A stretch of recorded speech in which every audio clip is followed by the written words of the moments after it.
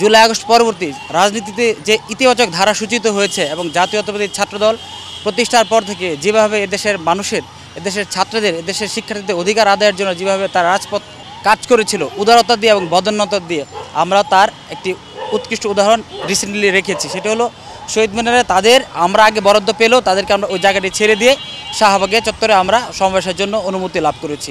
ইতিমধ্যে আমাদের সারা বাংলাদেশের প্রত্যেকটি জেলা, প্রত্যেকটি শিক্ষা প্রতিষ্ঠান, মহানগরী সহ প্রত্যেকটি ইউনিটকে আমরা আলাদা আলাদাভাবে কেন্দ্রীয় ছাত্রদলের নেতৃত্বে ভাগ করে দিয়েছি। তাদের সমন্বয়ের মাধ্যমে আমরা আশা করি এই পর্যন্ত জাতীয়তাবাদী ছাত্রদলের এত বৃহৎ সমাবেশ আর কখনোই অনুষ্ঠিত হবে না, যা আগামীকাল হতে যাচ্ছে। আর এই অনুষ্ঠানের মাধ্যমে আমাদের যে তারুণ্য নির্ভর যে জাতীয় রাজনীতি কিংবা আমাদের ছাত্র নির্ভর যে রাজনীতি সূচিত হয়েছে, আমরা আশা করব আমাদের দলের ভারপ্রাপ্ত চেয়ারম্যান দেশনায়ক জনাব তারেক রহমান আমাদের মতামতকে প্রাধান্য দিয়ে, আমাদের আশা আকাঙ্ক্ষাকে প্রাধান্য দিয়ে আগামীর বাংলাদেশ বিনির্মাণের জন্য যে স্বপ্নের বাংলাদেশ উনি বুনন করেছেন, তার একটি দিক নির্দেশনা কালকে সমাবেশ থেকে আমাদের মাধ্যমে উনি দেশবাসীর প্রতি জানাবেন।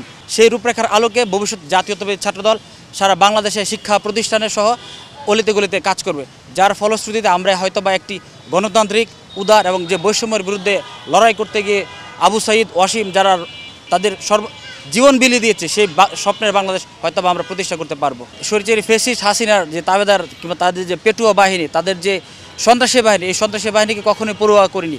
তারপরেও আমাদের জাতীয়তাবাদী ছাত্রদলের পক্ষ থেকে সর্বোচ্চ নিরাপত্তার ব্যবস্থা রাখা হয়েছে। আমাদের স্বেচ্ছাসেবী থাকবে, বিশেষ করে আপনারা জানেন শাহবাগের দুটি গুরুত্বপূর্ণ স্থাপনা তথা পিজি হসপিটাল এবং বারডেম হসপিটাল রয়েছে।